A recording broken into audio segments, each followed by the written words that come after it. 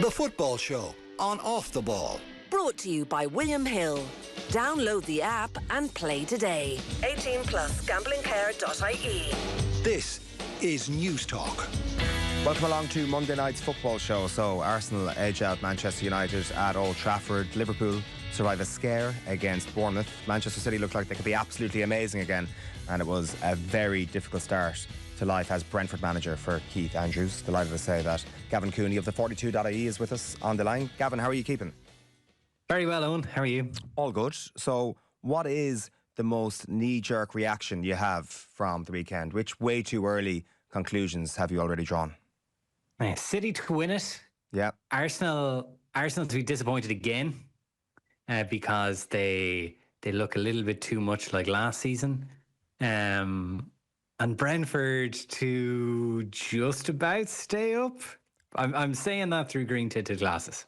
Okay, well, there's loads of interesting bits there.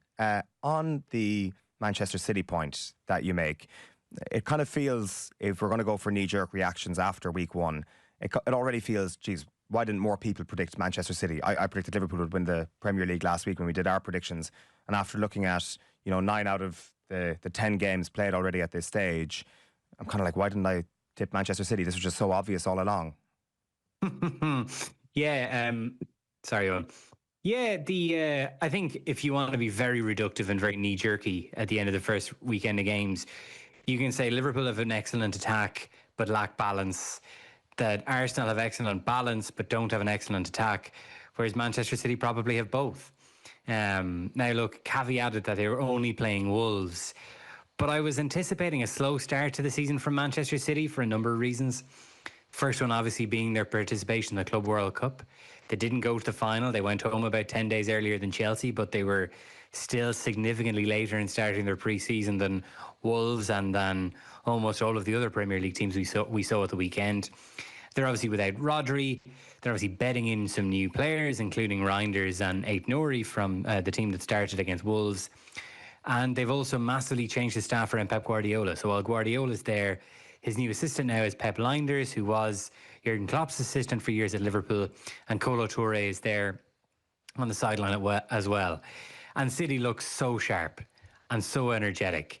One of their issues last season was that their legs fell off, having kept that team together for too long in pursuit of 4 straight league titles. There's a reason it had never been done before. And it caught up with them last season, the tipping point obviously being Rodri's injury. But even in Rodri's absence on Saturday evening, they look so energetic. They look like they could press again. Obviously, that's down to the infusion of new and younger legs in the team. But Bernardo Silva looked totally reinvigorated. They also looked, their level of kind of defensive cohesion was really impressive as well. You could see the influence of Lijnders pretty early, I thought, by how much they looked like Liverpool looked at times under Jurgen Klopp. That offside line was so high, but so effective. Wolves obviously had 1 goal ruled out for offside. Loads of other instances where they were done by that offside trap from the Manchester City defence early on. So the fact that they looked that energetic and that cohesive kind of took me aback.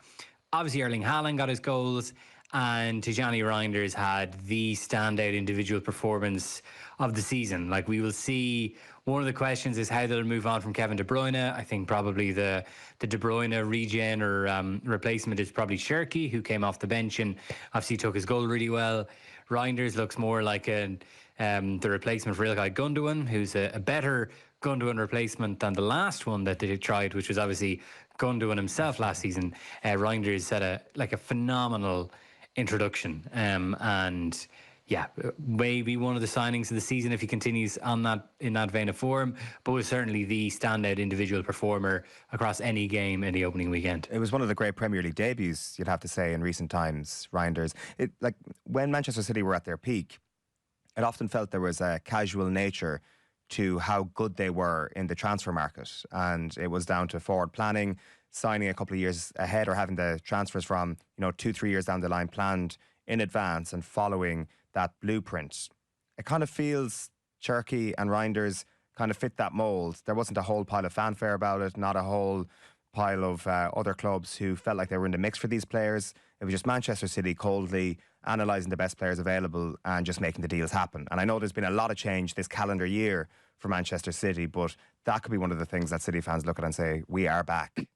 Yeah, because while they barely missed with their recruitment for years and years, you think back to that summer of, was it 2016, where they had that ludicrously successful summer where they may have signed Walker that summer, but they signed Bernardo, they signed Ederson, in a single transfer window, basically backbone that side and won, what was it, 6 league titles, and obviously kept them around for a little bit too late. I thought the kind of the success rate of the recruitment had dropped off a bit in a couple of recent seasons, like especially in midfield. Kovacic has proved to be a good signing, but otherwise, Calvin Phillips, like a total bust. We saw Nico Gonzalez, brought out of cold storage for the Wolves game, and he was fine, but he's not proved to be Rodri's deputy or Rodri's replacement, because he hardly played after arriving in the back half of last season. So particularly in midfield, they'd begun to make a few kind of recruitment errors. So obviously there's been change. We talked about the change around Guardiola on the bench. Oh, and there's been change upstairs as well, with Chiqui Begiristain has now left, and Hugo Viana has come in. He may have been Sporting off the top of my head. He was definitely in Portugal. He's the sporting director now, and the early signs of his work is that Manchester City may be back to the best of the recruitment. And they walked away from Florian Wirtz. Whether it was a case of Wirtz breaking up with them or them breaking up with Wirtz, I think you'll get two different stories depending on who you talk to. But the City, better than anyone, have shopped in that kind of loosely call it maybe 45 to 70 million pound bracket for players, better than anyone else in the last 10 years. Obviously, it takes a lot of money to be able to do that. And while they dropped the GDP of a small country to perform some remedial action to the squad in January with mixed success, again, we're so early in the season. There's an element of knee-jerk to everything that we're talking about here. But based off the 90 minutes of evidence we have from the weekend, it's been a good summer off the pitch for City in that respect. The Linders thing is fascinating. Is this an admission or maybe even a change of tact from Pep Guardiola in terms of how he's thinking about football, or how he would like to be influenced by thinkers within the game? Are we going to see a new, fresh version of a Pep team this year? Yeah, I mean, the thing that people get wrong about Guardiola is that he's totally dogmatic and that he won't change. The reality is he's got his kind of basic principles. Think of it as almost like the grammar of how he sees football, but he changes the vocabulary all the time. I mean, he's almost tortured by the thought of complacency, by the thought of being left behind. And the genius of Guardiola really is his ability to always innovate and always kind of be ahead of the chasing pack, which in a tournament or in a competition or a landscape like the Premier League, where there's now so much money and so much expertise, it's becoming harder and harder to do. So, among the first people to think of inverting fullbacks into midfield was Guardiola. Among the first people to play false nines, even before that, prior to his time at Manchester City, was obviously Guardiola. Among the first people to think that rather than invert a fullback into midfield, now that everyone else is doing that, let's push John Stones from centre-back into midfield. He has a shorter distance to travel, and it helped him to win the treble. Rather than play a false nine like everyone is doing now, let's get this giant Norwegian goal machine and just tell him you're going to stand in the 6-yard box and you're going to turn in the pullbacks that I designed through the careful choreography of my play. So he's always managed to keep a step ahead, because he's so, you can see how tortured he is. It doesn't make sense that this guy, always seems quite insecure and can appear slightly tortured at times. But this is a kind of a banal and cliched thing to say, but that's, that self-doubt or insecurity is what makes him great. So this is the latest in that. He talked last season in an interview with, I can't remember where it was, where maybe it was on Sky, where he did openly wonder about being left behind, and said the football of the future now is being played by Liverpool, it's being played by Bournemouth, it's being played by these teams. And reading John McKenzie of The Athletic, who's a really kind of brilliant tactical voice on the game, was making the point that, whereas Manchester City in their pomp under Guardiola it's a very easy thing to close your eyes and picture it. You have the other team penned back in their 6-yard box almost. Definitely no forwards further than their own 18-yard box. And they're just pinning you in, and that's where they dominate the game. Whereas teams like we saw Liverpool last season will kind of hold on to the ball in deeper areas, around their own penalty area and a centre circle, to allow space for the likes of Mohamed Salah and Luis Diaz to almost kind of, how do we manufacture these guys in counter-attacks and transitions when we have the ball? Well, let's play with the ball in deeper areas. And I think that's something that people like John McKenzie have noticed early on in the City reign. And obviously, you know, Guardiola was always highly complimentary of Jurgen Klopp's Liverpool, and evidently in hiring Klopp's right-hand man, who in many respects had an enormous influence on Klopp. I think you're seeing that play out as well. The change that Manchester City made to accommodate the extraordinary talents of Erling Haaland is actually a fascinating jumping off point for a whole host of other clubs in the Premier League. You could certainly make the case that his former, assistant in Mikel Arteta needs to do something similar this season now that he's got a real number 9 in the team. You'd wonder as well, do Liverpool have to do something different as well? It feels like this question is on ice until we actually see Isak join the club and we see Isak play. Ekitike not doing a bad job in that position at the moment, but they've got a bit of work to do to shift the influence and the goal scoring responsibility to a central attacker, because it's obviously come from the right hand side in their attack for so many years. This is basically a Liverpool team in transition. Like, we only ever talk about transition in terms of a side that hasn't achieved and basically is looking for an excuse as to why they haven't achieved. And I don't think many people tipped Liverpool to win the league last season. And I think if Liverpool had finished 3rd or 4th and then spent this money, it would kind of be a lot easier to understand in a sense. You're like, oh, sure, look, Arne Slot taking over a team that wasn't his own. They had loads of upheaval off the pitch, so they were just getting a sporting director and a manager in. Let's stick with the squad and then let's just see where we are for next season and start building from there. When in reality, thanks primarily to the performances of Mohamed Salah and the coaching of Slot to allow those performances from Salah flourish in a way that we've rarely seen from an individual player in a season of the Premier League ever, they obviously ended up winning the league. So now they're not improving from a position of strength, they're totally overhauling from the position of strength. And, people wonder, like, how do you move on from, as you say, Salah? What we're seeing is like the first stages of the keys to the attack belonged to Mohamed Salah last season. He's slowly in the process of handing them over to Florian Wirtz. So that's why Liverpool are a little bit caught now between two stools, I think. You can see, like, they're now getting countered on in ways that we didn't see last season. So it's obviously a really good interview on Sky on Friday night when Arne Slot came out to face what kind of felt like Liverpool fan TV with Jamie Carragher at times, to be honest, but it was brilliant. As to, does this not worry you? And Slot was saying, no, it's just a couple of players are in the wrong positions, but in terms of the overall structure of the team, I'm not that concerned. But the reality is they've taken out a midfielder who would be more defensively minded and put in Florian Wirtz, who's more offensively minded. So naturally, Liverpool just have fewer players kind of thinking slightly more pessimistically about the game.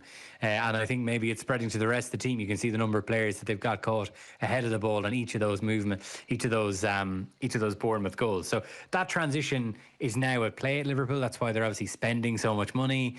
It's interesting that, some clubs would have just not renewed Salah, spent all the money on Florian Wirtz and said, figure it out there. Liverpool are obviously in a pretty strong financial position where they can say, no, we can continue to pay Salah the mega bucks because he'll continue to score goals. Like, he won't score them at the rate last season, but he'll still score enough goals to at least consolidate our place among the Champions League places, you'd imagine. And that slow kind of transition is happening now. So that's why I also think it was a good weekend for Manchester City to see how fresh and rejuvenated they are, and to look at Liverpool, who have so much firepower that they might just roll over most of the middle classes and below in the Premier League, but just don't look like they have that balance and stability that you might need to win the league. It's going to be very interesting to see where that balance does end up. Like, he's going to continue, you'd imagine, to play with 4 attackers ostensibly, compared to maybe you'd say 3 last season. Like, it's a big step with Wirtz, Salah, Gakpo and Isak. I'm not sure who's going to play on the left, but it seems like Gakpo might be the only candidate that Liverpool have to play that position for the whole season. Like, it is a fairly seismic shift, and I've got no doubt that Wirtz is going to be fantastic. But I'd wonder at what point does Slot think, God, I'm not sure if this balance is actually worth it, because they're probably going to continue to concede goals as the weeks go by. If they continue playing as they are, then yes, because we saw them look obviously vulnerable to Bournemouth and vulnerable to Crystal Palace, who are not two of the best teams in the Premier League, but they are two of the better ones. In fairness, and Slot was very complimentary of Bournemouth's counter-attacking quality after the game, and kind of not quite seeing things as pessimistically from his side's point of view as certainly Jamie Carragher and his colleagues on Sky did.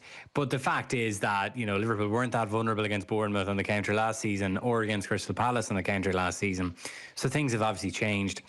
And I do think they'll have to rein it in a little bit, as thrilling as it was to watch Liverpool on Friday night. Obviously, the return of Gravenberch will be important. I mean, he was a vital player for them last season, and he hasn't played either of these two games to which I refer, against Crystal Palace and on Friday night against Bournemouth. But I mean, they are, like, in terms of fullback, I mean, Kirka has real kind of headbanger qualities already. Frimpong is a right-sided attacker playing right back from what I can see. And obviously then they've kind of one less kind of defensively minded midfielder in there. And you know, like, it's just such a massive change. Like, we never see this with champions. Like, for example, Salah was amazing last season, but as he explained on the pitch after Liverpool won the title, one of the reasons he was amazing was that he had a chat with Slot, and just said, look, exempt me from defensive duties and I'll deliver for you. And he did. But like, a lot of other people had to compromise their games to allow Salah have the season he did. Szoboszlai was stood right next to him as a kind of a right-sided 8 in a 4-3-3, so he could do his running for him.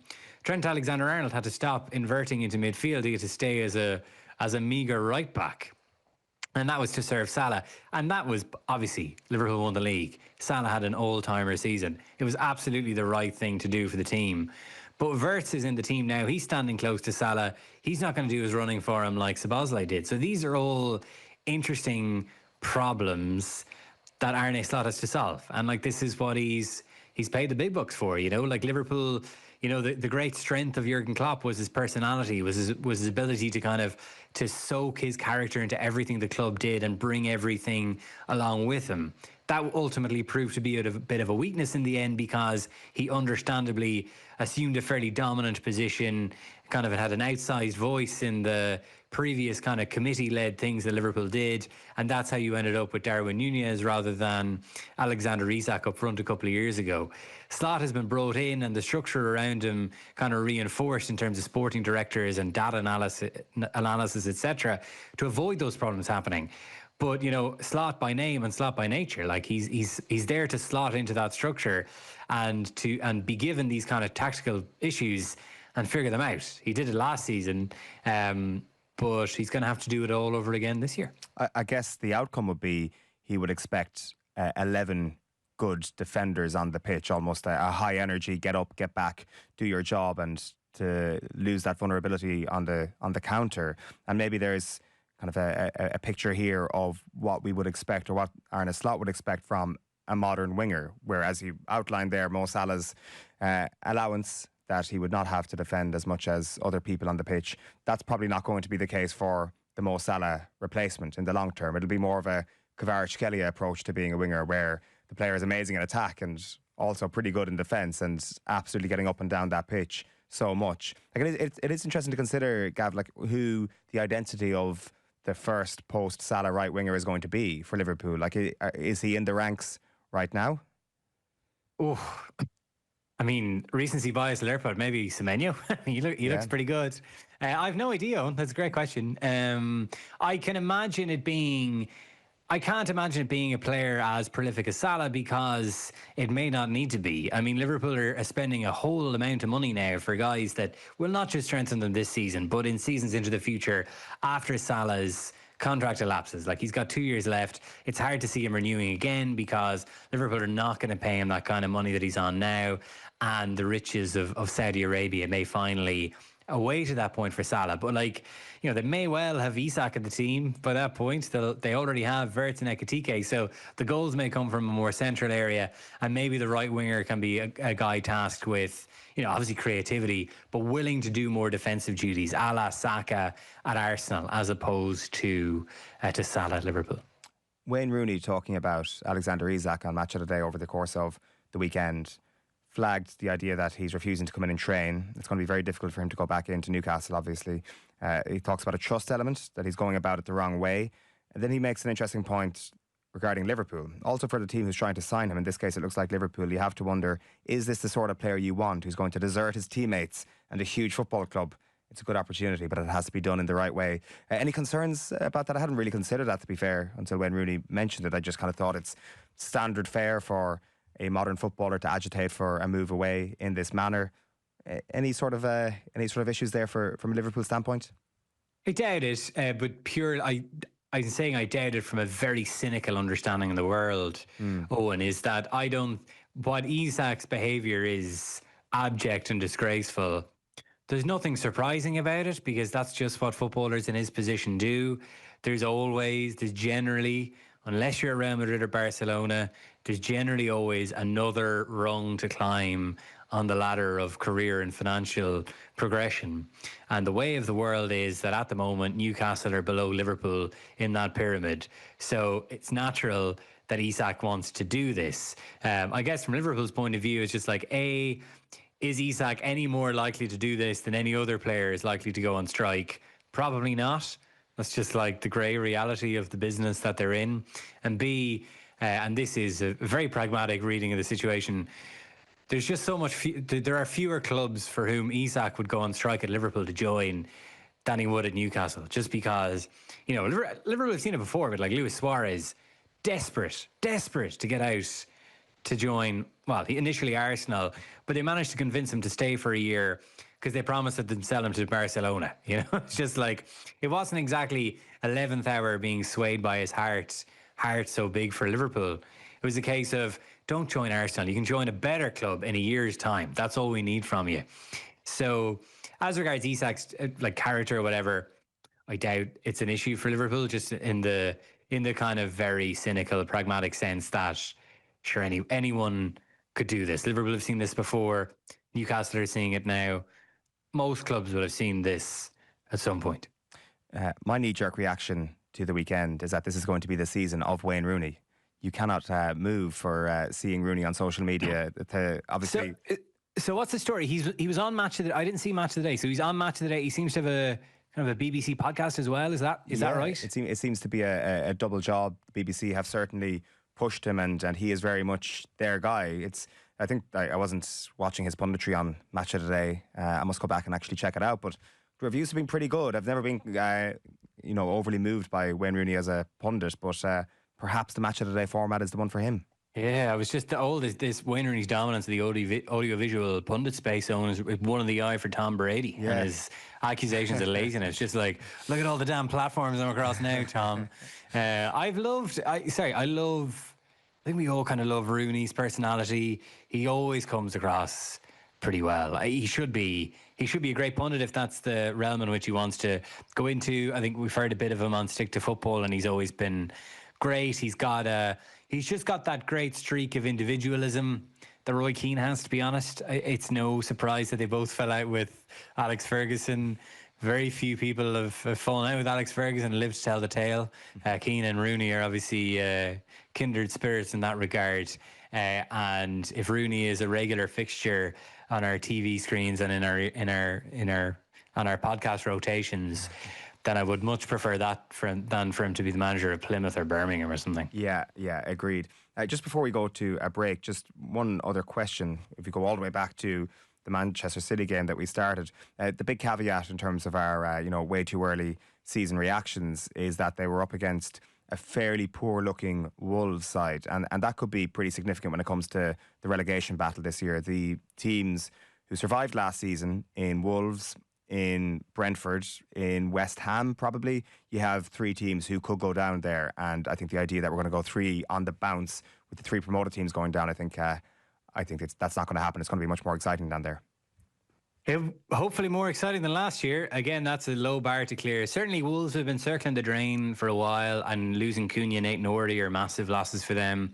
We'll probably get on to Brentford and talk about them in a bit more depth. And certainly West Ham look the most moribund operation in the Premier League at the moment, and have for some time. Like, Graham Potter is under big pressure there. Their signings, like their summer business, doesn't seem to have kind of been particularly impressive at all. Obviously, they've got Paquetá to come back into the squad there, but I see even Edson Alvarez being linked to the move away to Jose Mourinho's Fenerbahce today. So, outside of Jared Bowen, they've just got so little going for them. And I think West Ham are, I hope, Owen, in the months and years to follow, we'll look back at Evan Ferguson's loan spell at West Ham and conclude that whole miserable few months said a lot more about West Ham than it did Ferguson. Yeah, hopefully. And we'll be talking about it, Ferguson, when the season in Italy does begin very shortly as well. So Gavin Cooney of the 42.ie is with us on the line. On Old Trafford yesterday, Gavin, Manchester United 0, Arsenal 1. There was this sense of relative optimism from a Manchester United standpoint afterwards. We were chatting to Miguel Delaney a little earlier in the show about this. That optimism pretty much shared by Ruben Amorim, I think it's fair to say. He said that we proved today that we can win any game in the Premier League, especially against a great team like Arsenal, and we were the better team. I guess the one thing that flies in the face of maybe that point, Gavin, is that they did not win the game yesterday. So, like, all the positivity and the good vibes and the praise for United's performance here is already borne out by their lowly status now. Like, every now and again we get a bracing reminder as to how United's standing in the game has been so diminished. And its latest manifestation for me was reading Richard Key's pre-season blog, where he wrote that the Premier League needs a strong Man United, in a way that, like, that phrase would be used for Leeds or for Sunderland, or, just we need a strong team in the Northeast kind of thing, That's how far we've done fall, to misquote the Wire. So I thought United were a bit better. They were more energetic, certainly. They had more aggression about their play. They've spent £200 million reinforced up front. And in the case of Cooney and Mbeumo, they've deliberately targeted guys with Premier League experience, or they both looked pretty good.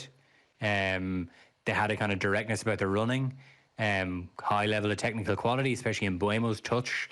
He can trap the ball from regardless of how it's pinged at him. His first touch is Velcro, so that's all good stuff.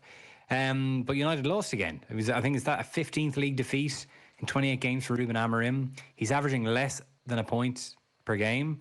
He's coming up. He's only 10 games away from having completed the equivalent of a league season, and it's relegation for him still. Obviously, the omni-shambles into which he walked in provides some level of mitigation. They had 22 shots yesterday, which was kind of, I think, the fifth highest in a league game under Amorim. But again, they didn't score, and it's hard to think of how many absolutely clear-cut chances they created. Raya makes a good save from Mbeumo's header in the second half. Obviously, Dorgu hits the post from range. Raya makes a really smart save down to his left from Cunha from a very narrow angle, but I'm not convinced that was going in anyway. So while things were improved, United got Arsenal on a very bad day for Arsenal, and still they couldn't score, and still they lost, which is a concern for them. And while the top of the pitch has obviously been reinforced, and when they come up against lowly opposition, they should have enough firepower to simply win the game. They have chronic issues elsewhere. Ruben Amorim said he was equally happy with each of his three keepers, and I think every Man United fan would say, yeah, those three keepers we share the same opinion of all three, but it ain't positive. Mm-hmm. And in midfield, Casemiro's still plodding around there. He was all right in the first half, but then he has to plod around in there because we saw the kind of destruction that Manuel Ugarte can wreak on Manchester United's build-up play when he came on, and for the last 20-odd minutes, a guy who just kind of hopeless with the ball at his feet at that level. It's bewildering, really, and no surprise that Luis Enrique didn't have a home for him at Bayern Saint-Germain. Baffling again how Erik ten Hag and Man United paid so much money for him, but those sins of the past will take a lot of time to fully expunge. So I thought United were definitely better, but from a low base. And while Mbeumo was very good, Amad Diallo is still one of their best players. He a really kind of bright, cameo for him off the bench. And this is where I think there are questions for Amorim still, Owen, as to does this system really suit the best players in the squad? Does it suit Bruno Fernandes to be deeper? I don't think so. His goal scoring record and creative record last season was outstanding, and United might have been relegated without him. But he's better closer to the opposition goal because he can make more things happen. But United have constructed the team in such a way that he has to play deeper. And Mbeumo looked really good off the right, but then Diallo came on. He plays right wing back. But it can't have been a coincidence. I don't know, did you notice this? Like how often Mbeumo cut in off the right-hand side and found Diallo making a support runs almost directly into him, or vice versa. Like there was a couple of times where they basically ran the exact same line. And like that doesn't bode well for their ability to play with each other, because if United are picking a best 11, you'd imagine that both Mbeumo and Hamad will be in it. But the early signs are that they're going to take a lot of coaching to be able to play together. And the other thing about this system is that United are really struggling for midfield players. They have one in Kobbie Mainoo who made an outstanding impression when he was first brought into the team under Ten Hag and ended up starting some games for England at Euro 2024. And Amorim can't find a place for him. And yet he will find a place for Casemiro and Ugarte. I still think, despite the money that's been spent, United will be better because they'll score more goals this season. I still think it's hard to be too enthusiastic about the prospects for the season. There's loads in that. The Ugarte thing is the one I want to go back to there. Like the consensus now at this point is that he is a good defensive midfielder. I guess that's a question to you, but obviously you've outlined there why you're not exactly a Manuel Ugarte fan when he's in possession. So that presents a ginormous issue, which was obvious before the summer actually began, where Bruno Fernandes maybe can't play further forward because that's where they've signed, but he also maybe needs to play deeper because Casemiro and Ugarte are the other options in those positions. It feels that the signs were there and United haven't exactly done a whole pile to combat that issue. It seems like they've tried to assign Baliba, and after that there's no one else on the list.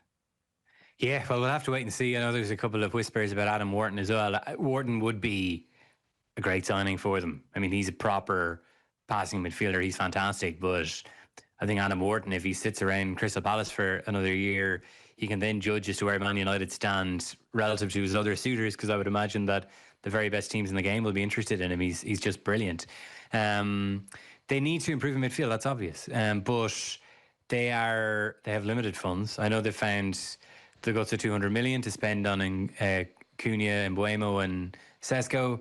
They needed to add goals for the team. They scored 44 league goals last season. That's absolutely abysmal. Like, that's close to relegation zone level attacking output. And what the data boffins would say, and we've kind of criticised United for their cold embrace of data analytics so far, but what they would say is, like, if you've got a limited amount of money to spend, buy forwards and buy goal scorers under the very, very complex mathematical formula that it's 3 points for a win and 1 point for a draw. So you're better off gambling on winning, trying to win more games. Like the lesson of the prime lesson 101 of data analytics in football was seen at Brentford, and where the owner, Matthew Benham, said that my job as Brentford owner was to convince the manager to attack more, because we just don't attack often enough, because managers are inherently conservative, because they're like, if we lose, pressure's on me, I'll lose my job. I can understand it, but what the analytics say you have to attack more. People don't attack often enough. Like, really interesting, slight digression, but like really interesting passage of the book by Ian Graham, the director of research at Liverpool. He's gone now, but he was basically, for in newspaper speak, he was the laptop guru, or the chief boffin of Liverpool's glory year under Jurgen Klopp.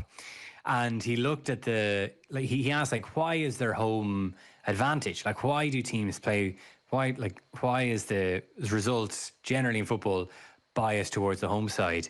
And he said COVID, for all its miseries, actually gave us a massive sample size to actually compare and contrast. And he found, obviously, during COVID, the home advantage was massively diminished. I mean, to the point where there actually was barely an advantage for the home side at all. So obviously then what makes the difference there is the fact that there are supporters in the ground. And the supporters in the ground will generally demand attack. the refrain that we've heard around Old Trafford probably more often than any other ground in the country. So generally, that just goes to show that teams don't attack often enough. So I would actually be quite heartened that Manchester United had a limited amount of money to spend and have spent it reinforcing their attack.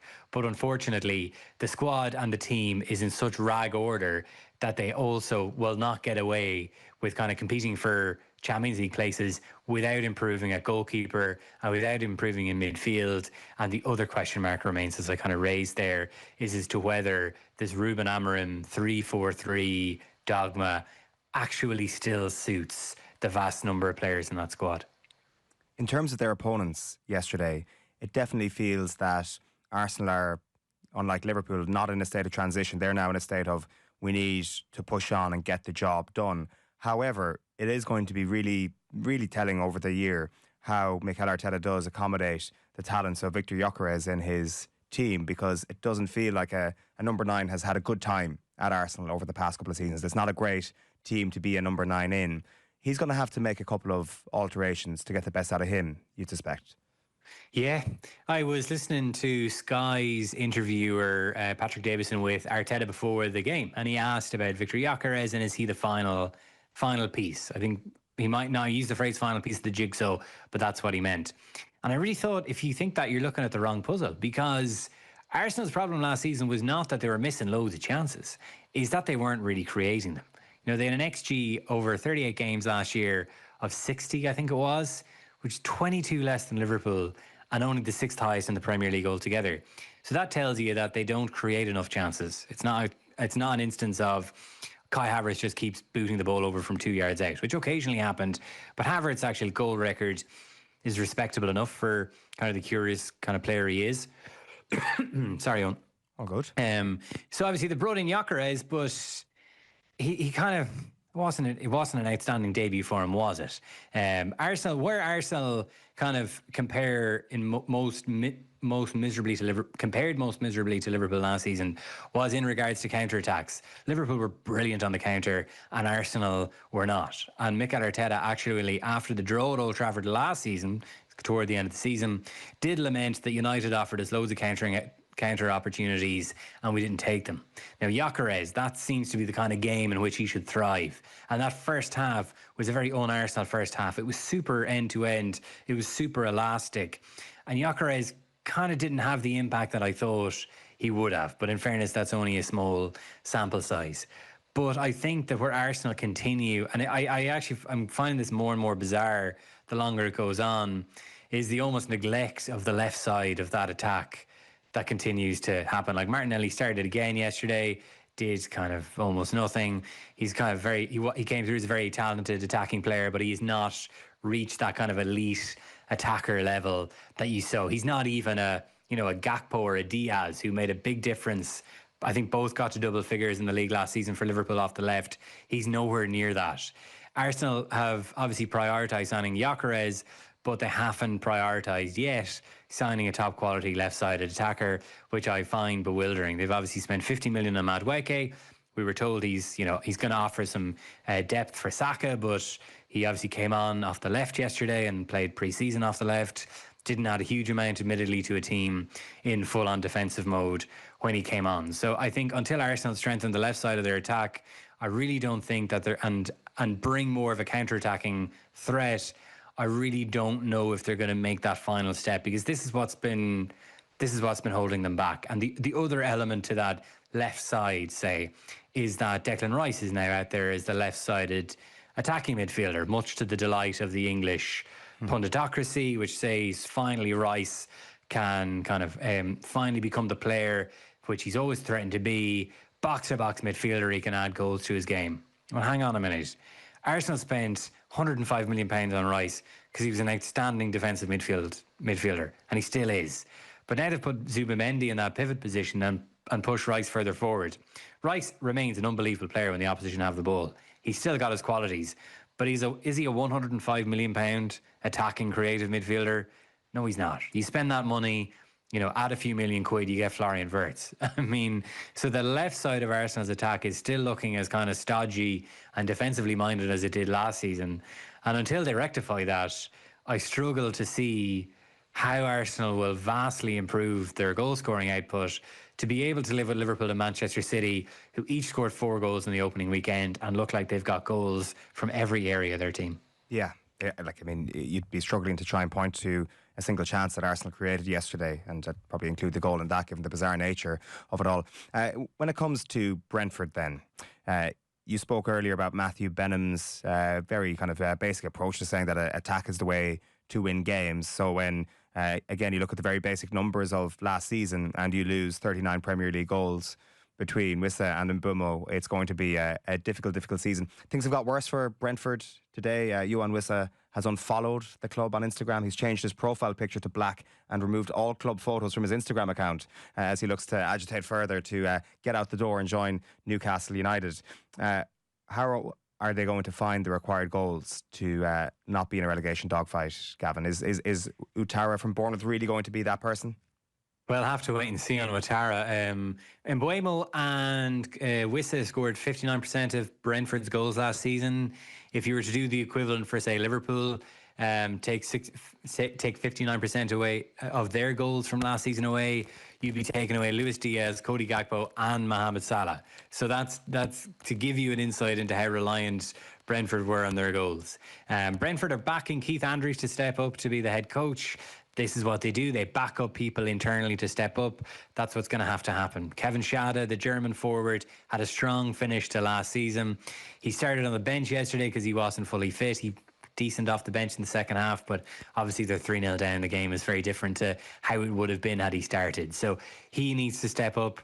Igor Thiago, who was a striker actually signed at the start of last season but missed virtually all of it through injury, scored his penalty but looked quite a lumbering presence, I have to say, so he'll have to sharpen up. Ouattara is the Mbeumo replacement. They're obviously trying to fight to hold on to Wissa. Obviously, I think the club are now, I think their nerves can be seen in the fact that they're not willing to let this guy go easily. But generally, as we were saying with Isak to Liverpool, these things will generally happen. And they were also missing yesterday Mikael Damsgaard, the Danish attacking midfielder who was very important for them last season. Just very good at kind of dropping off, collecting the ball off the centre halves and just carrying it forward and getting Brentford up the pitch. And that's where they really struggled in the first half yesterday. Like Sepp van den Berg, again, like how Liverpool shook Brentford down 25 million for this guy, I'm kind of amazed. But, shocking giveaway for the third goal. It was brilliant pass by Anderson, brilliant finish by Chris Wood. I think that's the kind of naivety to which Keith Andrews referred to in his post-match interview. So obviously a fairly bruising introduction to, I was going to say the Premier League, but to management for Andrews. Like, that is the crazy thing about, that's how wildly unprecedented his elevation and his step up have been. There'll obviously be so much attention and focus on him because that's how the media industry works. We focus on the head coaches and managers to a disproportionate sense. But this is going, honestly, if Brentford finish 17th, it will be a very, very successful season because the heart has been ripped out of that team. They're almost trying to start again. And it's an unforgiving environment in which to be starting all over again. The only positive you could really say for Brentford yesterday is that it really could have been so much worse. Like, to come away with a 3-1 defeat is actually a good outcome given how that game played out. They could have been 4 or 5-0 down at half time and it could have got to a disastrous level, like a historically poor result in the end. So at least there is that. That's a very Irish style pessimism to be bringing to the most Irish club in the Premier League this season, but it is nonetheless true for sure. Yeah, they it could have been worse at half time. Forest still had a couple of chances in the second half, not as many. I think they probably slackened off a bit, and Brentford were definitely better with Shad on the pitch and with Jordan Henderson on the pitch. Actually, he made a bit of an impact when he came on, so that's the encouraging thing. Forest also looked brilliant. I mean, there's so many good players. There's so many good players in that team. And while the third goal was an awful error, punished brilliantly by the pass from Anderson, second goal is just genius from Gibbs White. Obviously the first goal is a set piece, which they should defend better. But yeah, Andrews spoke afterwards how he has absolute belief in his players and he just has to pick them up and go again. But and I think the fixture list is pretty tough at the opening part of the season, which is pretty difficult for him as well, Andrews. But I suppose, yeah, not getting embarrassed on the opening day was maybe was a bit of a win given the halftime scoreline. Yeah, it's Villa at home this Saturday for Brentford for the second game in Keith Andrews' managerial reign. The other thing that we learned previewing the season with Brentford commentators, as you pointed out, they like to promote from within, but they're not as knee-jerk, to use that phrase again. They're not as knee-jerk when it comes to sacking managers. It's not something that Brentford do. So he's going to be given patience, we understand, with regards to the past behaviour of the club. Just one other thing to touch on, again, if we wanted to use and get a little bit carried away with anything that happened over the course of the weekend, put the house on Richarlison to win Golden Boot. Gavin, this is a done deal.